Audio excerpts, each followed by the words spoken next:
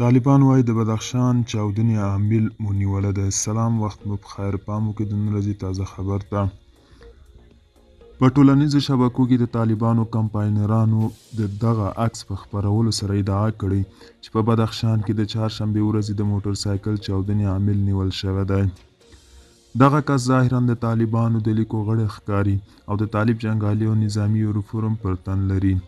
د بدخشان د چاودنې مسؤلیت رسماً داعش ډلې پر غاړه واخیست او په دې پیښه کې 7 طالب پولیس ووژل شو او 14 نور ټپیان شول، خو په خپله طالبانو د 3 وژل کېدل او د 5 ټپي کېدل منلي دي.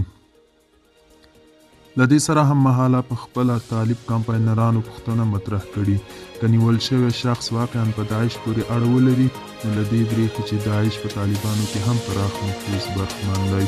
دوستانو، دا و د نن ورځې چمتو کړی خبر. پر بیا هم په الله سپارم. ښې چارې، ښه وخت.